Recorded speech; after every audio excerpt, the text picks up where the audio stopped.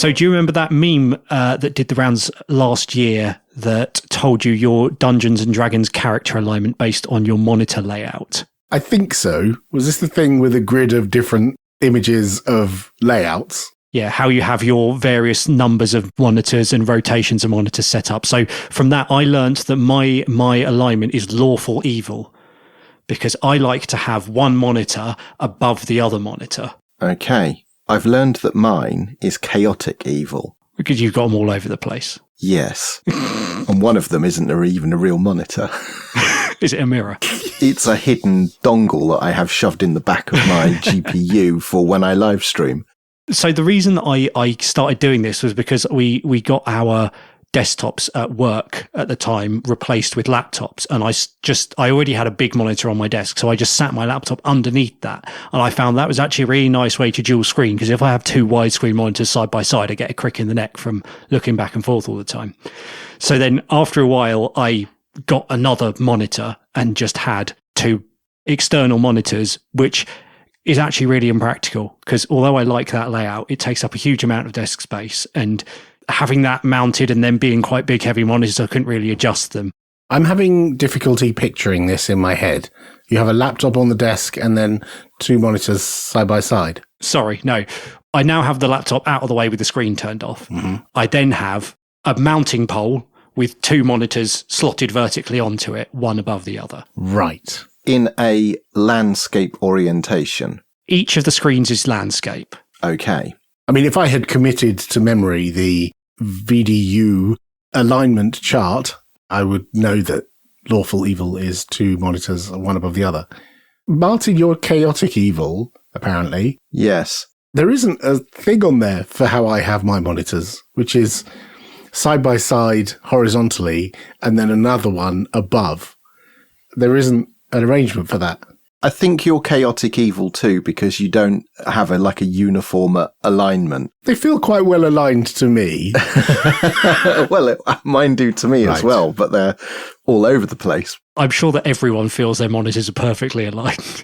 I have to say, I don't know what a Dungeons and Dragons alignment chart means. I've been seeing these lawful good, neutral good, true neutral and all this on the internet for years. And I don't know what it means, and I feel like now it's too late for me to ask. I mean, it's never too late to start playing games, but yeah, this one might have passed you by, I'm afraid. Yes. But anyway, I found that actually having two big screens like that is actually not terribly practical, because they take up a lot of room on your desk and they're not very easy to adjust. And then it turns out that someone made a monitor like this.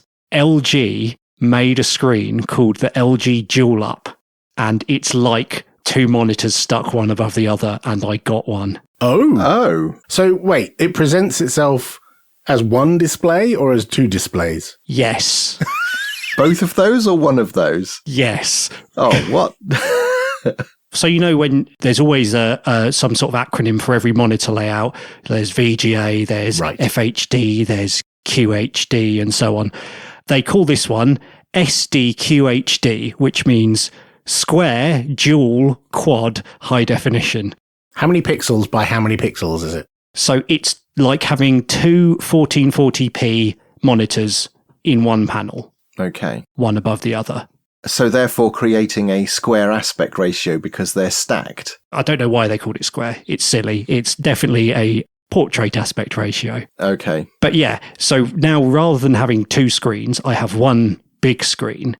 And even nicer than that, it has a nice big power supply. So I now don't have two screens plugged in. I have one screen plugged in. And it also provides USB power to my laptop via the same cable that it provides display output. And it has a built-in USB hub. So I have all of my external devices plugged into my monitor. And then I have one cable that comes from my monitor and goes into my laptop. And I have one power socket for all of it. It's brilliant. I'm picturing you having this vertically large monitor.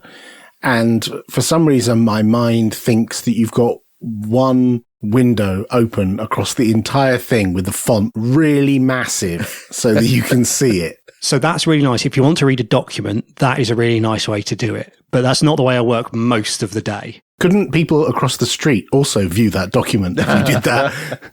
They could if my monitor was facing the window, but for privacy and security reasons, it is not. You said it presents like two monitors. So does this mean in your display server configuration, you have two physical displays that you can stack and align like you would if you had separate monitors? So you can do it two separate ways. One way, you just plug it into a single output and it displays as one very large monitor. Or you tell it to do what it calls picture by picture mode, where it presents as two separate widescreen monitors. And that way you can either plug it into two separate outputs on the same device, or you can plug it into two completely separate devices, and it has a built-in KVM switch. So you can plug the USB-C cable into one device, and it's also got a separate USB-A cable, which will go into another device, and then you can switch between the two. So you can have one outputting to the top half of the panel and one outputting to the bottom half of the panel. I have to say, I think you may have done my shopping for me. This sounds intriguing. So there is no pixel boundary or border between these displays. It is one physical lump of pixels, but exactly. They can be logically addressed differently. Yes. So if you do put two outputs in and they're from the same screen, you can't really tell the difference between if you just have it configured as one. The dragging between them, there's no sort of aberration in the middle as the window goes between the two or anything like that. The main benefits that I see to this, like all modern displays connect via USB-C. They all have USB connectors. They probably all have speakers. So the main benefits to this is one less power plug and the flexibility to drag windows up and down without there being a seam across from the bottom to the top, right? Exactly. And yeah, no bezel in between like you'd have with two screens. And the other thing that I found is it's actually given me a sort of renewed appreciation for window management and the way I have my desktop set up. Because for years, I've just been using a single virtual workspace and basically just having two windows maximized, one on each screen. Whereas now I've got lots of virtual workspaces set up, all of my windows open at once across them. And I've started using Gtile, the GNOME extension, for tiling window management. And I've got a couple of ways I've got it set up. I found that the defaults are all geared towards the assumption that you've got a widescreen monitor. So none of them really worked. But what I do now is I either have four corners, a sort of 2x2 grid and four things in each corner, which is what I've got now while I'm talking to you. Or I have sort of half and half. I have one at the top and one at the bottom, like I always used to have. Or I found it's quite nice to have 2/3 and 1/3. So if I'm developing and I've got my IDE on 2/3 of the screen, and then I might have my web browser on the bottom third of the screen to like run the web pages that I'm developing or whatever, which I don't think you'd do very well with any other kind of monitor. How much was this ludicrous piece of equipment? It's not cheap. I wouldn't say to anyone, go out and buy this unless you already know that this is the alignment for you. It's somewhere in the £500 range. Right. You can definitely get more expensive monitors. You can definitely get cheaper monitors. Well, can you get two monitors for £500 that are 1440, decent 1440? That's the thing, isn't it? That's a good question. Yeah. I mean, I'm running two 1440 monitors and I have mine in a very wide side-by-side aspect. So I'm intrigued by what you've got here, and it sounds like something I could make good use of because I do need to address these screens discreetly. But what I'm thinking is I love what you've just described. Do I want two of them? Yes. It's also my birthday soon, next April. And I think I should put one on my birthday list. I have been spying on the skies with a Pi. What kind of Pi? A Raspberry Pi. Ah. I had a spare one in a drawer, like every nerd has a spare Raspberry Pi, although I imagine less so these days as they're commanding a high price on eBay. So if you want to get rid of them and make a bit of money to pay your electricity bill, then that might be useful, or make use of the ones you have. I have a spare one and I thought I'd do something with it. So I discovered there's this thing where you can monitor aircraft in the skies above your location and submit this data to a website. And so that's what I've done. I've got some software that runs on the Pi and a bit of hardware, which is an antenna, and it listens out for radio waves. I don't know exactly how it works, as you can probably tell, from the planes that it can see, in inverted commas, and then submits them to a popular website. And it's good fun. So other than the obvious answer of because you can, Well, indeed. why would you want to do something like this? That is a great question, actually. Why would you want to do this? Well, the website that I'm submitting my data to is Flight Radar 24, which is a popular website where you can visit and you get a map and you can zoom in and see the planes that are going overhead. Mm-hmm. I use that app quite a lot. Because I live near an airport, I live near two airports. I'm not far from Farnborough Airport, which is where I live, and also not far from Heathrow Airport. I'm in the flight path, so I can see the planes landing and taking off from Heathrow. They're quite high in the sky, but I can tell that's where they came from and where they're going. But there's also Gatwick nearby. And so often in the summer, when I'm sat in the garden, we play a little game where we look up at the planes and try and figure out where are they going from and where are they going to. And we have a little guessing game. And then we'll pull out the app and click on the plane that we see flying overhead and figure out where it's going. And we've been doing that for years, and also using it for practical purposes, like finding out when a flight is landing when you're picking someone up at the airport, or similarly waiting for your plane to arrive and then turn around and fly home. So there are practical uses for this, but I mostly use it for spying on planes. And the key benefit to doing this is when you have this set up and you start sending data to Flight Radar, they upgrade your free account to a business account. Ah. And with the business account, you get more features, lots more features. There's actually 3 tiers of account, well, 4 if you include the free one. And the business account is the highest one. And if I were to pay for that, it's $500 a year. Now, there is no way on earth I'm paying $500 a year to play a silly game in my back garden spotting planes in the sky. But if all I've got to do is leave a Raspberry Pi on, spotting planes and sending that data to a website, you bet I'm going to do that for $500 worth of value each year. So how does it work? What is the Raspberry Pi connected to? Because I imagine by itself, it can't actually pick up the transponders from the aircraft. You bet. There's a USB adapter, which is commonly called RTL SDR, which means it's a software-defined radio, which means you can software drive it to determine what signals it's listening out for. The RTL bit is because the chip inside is made by Realtek, so Realtek Limited software-defined radio. There are lots of manufacturers of these things, and in fact, it's a repurposed, typically, DVB-T stick. Ah. So a lot of people just repurpose those, and it's just plugged in via the USB port. And then there's a little antenna, which is, I don't know, about 6 inches tall. It's not very big.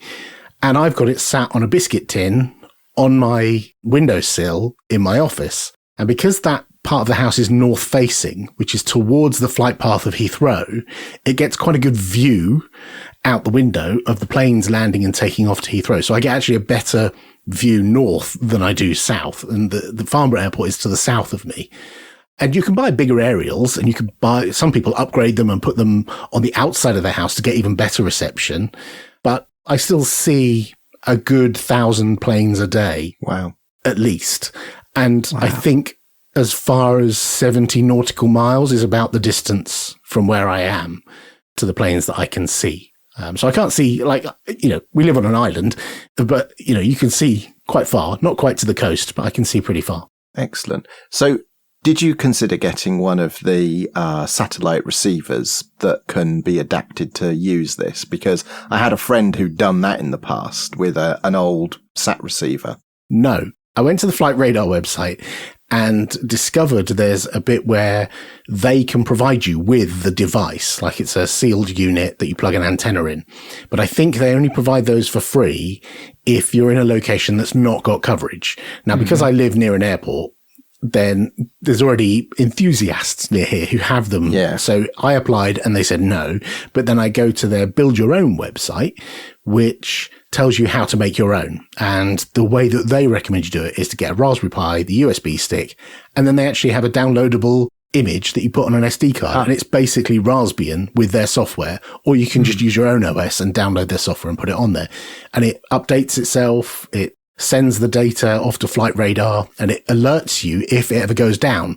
Because if it goes down for too long, your business account gets cancelled. And I have had that in the past. If you stop submitting data, they just cut your access. You can still use the site. You just don't get the bonus features that you get with business. And I assume if you log into the Flight Radar 24 website, you're able to see the catalogue of aircraft that you've captured and submitted. Yes and no.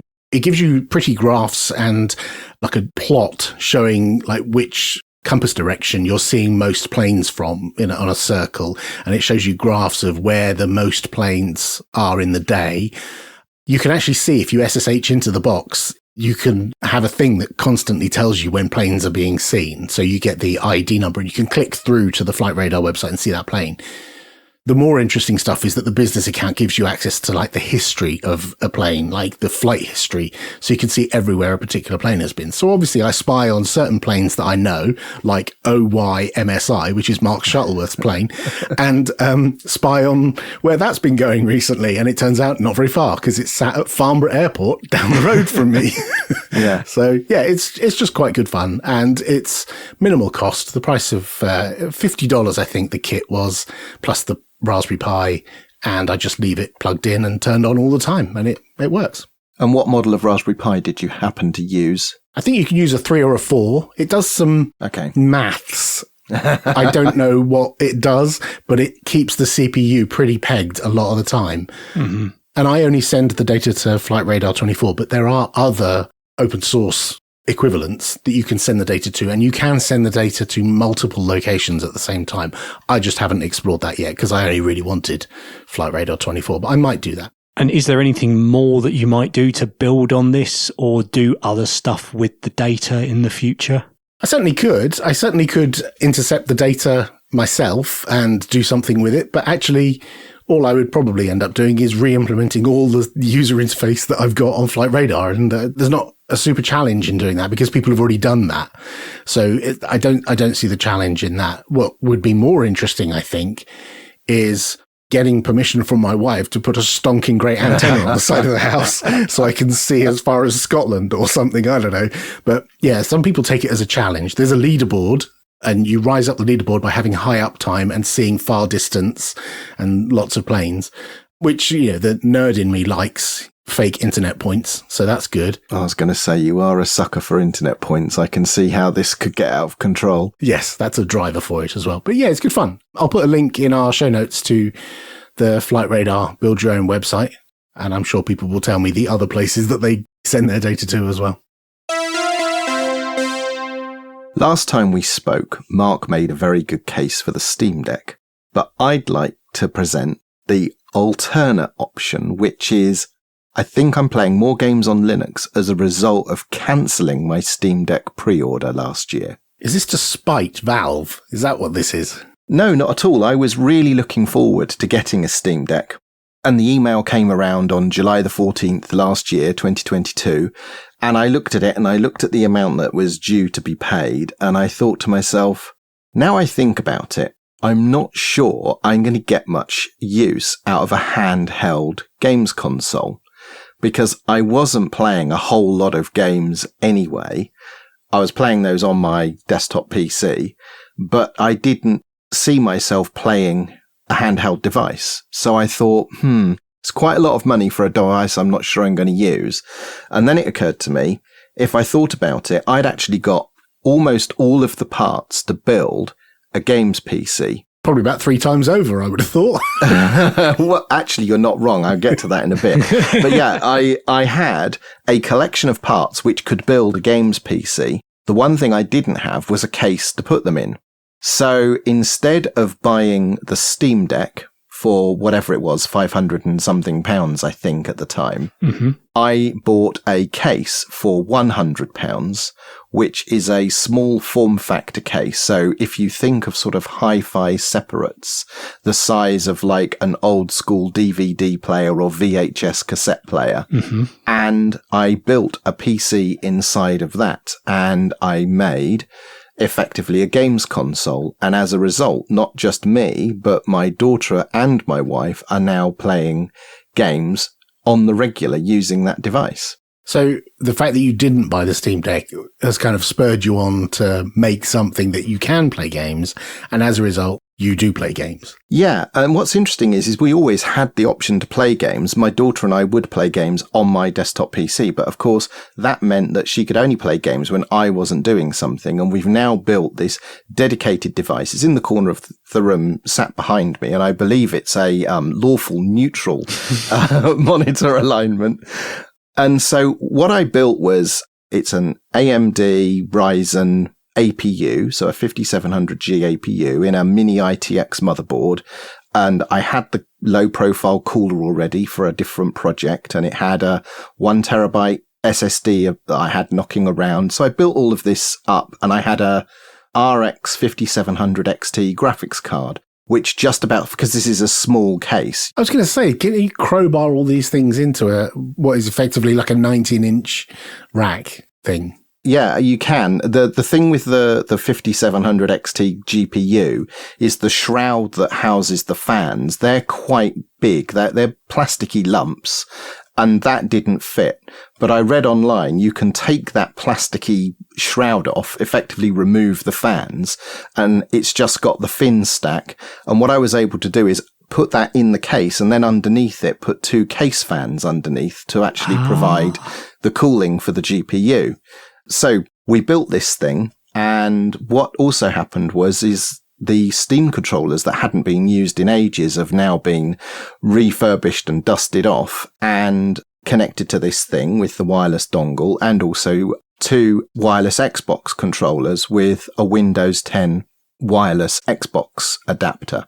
So it's got 4 controllers that can all be connected wirelessly. But I suppose the interesting thing about this wasn't so much assembling a group of pieces and like installing Ubuntu and Steam on it, which is, what I could have done. And I know how Mark had run his sort of Steambox server in the past. Yeah, this is all a very familiar story to me. Right, yeah. So where things have deviated is because of the Steam Deck. There are distributions out there that provide a Steam Deck-like experience, but on general purpose hardware. Is this because Valve have not released SteamOS version 3, so people are stepping up and making something which is, to all intents and purposes, like SteamOS version 3? Exactly what's happening, right. Yeah. And the one that's getting all of the attention, if you go on YouTube and search for this, is something called Holo ISO, which is what I started with. That lasted just a couple of days because as somebody who knows how Linux distributions are put together, I could see this was not going to go well. Oh dear. It's built with Arch Linux, which in itself is fine, but it is just Arch Linux in a fully read-write, basic sort of installation, including packages in the AUR. So you just know full well at some point in the future an update is going to break, and it's going to be a busy Sunday afternoon, and my daughter's not going to be able to play Lego Worlds because an Arch update has failed in the background. Feedback from Arch users to martin@wimpress.org. Anyway, there is another option, and this was recommended to me by our friend George Castro, and it's called Chimera OS, which is also built with Arch Linux, but they've done it the right way. In that, it's an immutable file system, and you get atomic updates. So they produce basically like a file system snapshot, and you get the whole update come down, and it does an A/B update, a bit like the way Chrome OS does its updates. And in fact, SteamOS. And SteamOS, yes. In fact, the author or the original creator of Chimera OS said, it's astonishing how similar SteamOS is to Chimera OS. And Chimera OS predates SteamOS 3 because they've been building this thing for years. It used to be known as Gamer OS years ago. So I've been using Chimera OS. It's been installed since about July last year. They do sort of monthly release updates, and it is a games console. I have these controllers connected to wireless dongles. You push the Steam button on the Steam controllers and the thing powers on automatically. It will automatically shut down after periods of inactivity. My daughter will frequently be in the middle of a game, then realise she's got homework to do and stroll off to do that, and the thing just suspends, and she'll come back several hours later, pick up the controller, push a button, and she's just back into the game exactly where she left off. We'll have a conversation about parenting techniques another time. Fair enough. You said the operating system updates, like monthly updates. Do you have to apply them, or can you like skip them? Can you go from January to December straight through without doing the ones in between? You can pin them, yeah. So there is a mechanism to say, I just want to stay on this particular version, which I did have to do some time ago because there was an update that was incompatible with my GPU. So I skipped a month, basically. Oh, right. I was more thinking if it's turned off for a while because you haven't been playing or you've been busy working or something.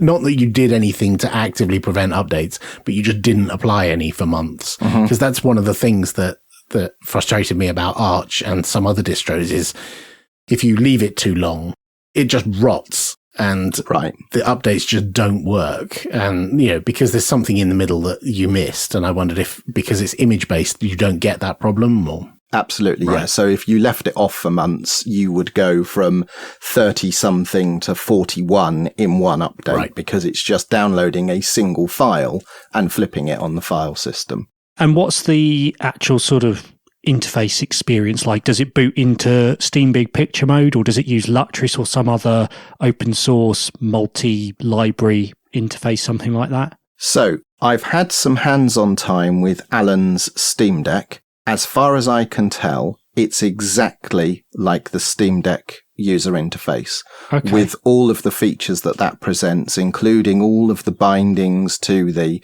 GPU scaling and frame rate capping and TDP management, just everything that the Steam Deck does, this does in exactly the same way. But what they've done is they've baked in a few extra bits and pieces. So in addition to Steam, they have their own little web app, which you can connect to from any browser. And once you've authenticated through that, you can also access games on the Epic Games Store and GOG. And FlatHub is connected, so you can install stuff from FlatHub. And they've got about 24 emulators hooked up as well. So you can drag and drop ROMs from your legally acquired retro consoles or whatever. And it seamlessly integrates all of those emulated games and games from other storefronts into the Steam UI. Is it Gamepad UI, I think, is what the Steam Deck uses. That sounds like a really nice way of doing it, because obviously on the Steam Deck, as we've discussed before, I think you can switch into desktop mode if you want to do, you know, installing other things, and then you can load them into the Steam library. But it sounds like that's a really nice way of doing it from another device via a web UI. Yeah, it works really well, and I've used it for the handful of retro games that I like to play from time to time, and I had one game on Epic that I've now got access to, all built in. It also pre-bundles a bunch of the Proton GE runtimes, so you can pick from those. So you say that your family have been using this as well. What's their experience been like in terms of having access to the kind of games that they want to play on Linux? So I think the first thing is, from my daughter's point of view, she does know, but she doesn't think about this being a Linux device. As far as she's concerned, this is our games console.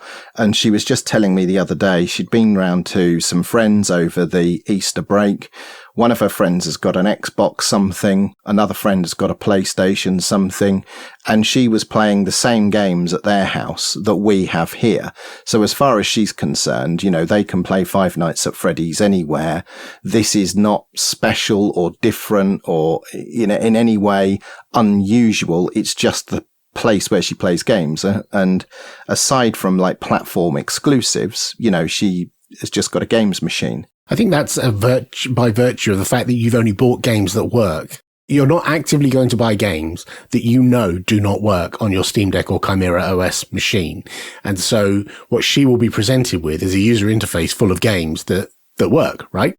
Generally, yes. And that's the same on the PlayStation and the Xbox. The Xbox and PlayStation are not going to show you Windows XP games that don't work on Xbox or PlayStation because they're a curated storefront, just like Steam is. But what I'm thinking more of is she hearing about games from her friends or someone else who's a PC gamer, and she thinks, I want to play that game, and, you know, it might appear to be available, but it doesn't actually run on Linux, or it's janky because of, the Proton isn't there yet with support for that game or things like that? Or at the moment, are you enough of a moderator of the experience that that's not going to be a problem? So I've not been moderating. So she did say, so there were some games that she was playing on Android in the past, and those were all in the Steam store. So we installed those. So that was fine. She had a friend who plays Five Nights at Freddy's, and she wanted that, and that was in there. And I just snagged it and it installed and it works. And Stray was another game that she wanted to play, and that was on the Steam store. Just installed it and played it. And then some Spyro stuff and some Crash Bandicoot remakes and what have you. But as far as our family is concerned, we come up here and the three of us sit here and play games together, which I don't think we would ever have done if I'd have got the Steam Deck. And we're now, as a family, playing games on this device. We've got controllers for everyone hooked up. And I think, as Alan was alluding to earlier, actually having had this device could well be a gateway to justifying a handheld device. Now we've actually found regular utility in playing games on a Steam box, and Steam, the storefront, has become our console experience, basically. The counterpoint to that is I have my Steam Deck behind the TV plugged into a dock and all 4 Steam controllers in the lounge. And we do exactly the same thing. So it is possible to have a multi-user play together experience with the Steam Deck, just not while you're holding it in your hands. Yeah. I don't think I would have got there if I'd have just had the Steam Deck and I'd have thought of it as a thing for me, though. Right. In any case, I highly recommend Chimera OS. It's excellent. I shall be interested to see what Valve do with Steam OS 3 when they publish that as a general purpose thing. But for now, anyone wanting to make a console, I can't speak highly enough of Chimera OS. Great team, excellent project, well documented. Give it a go.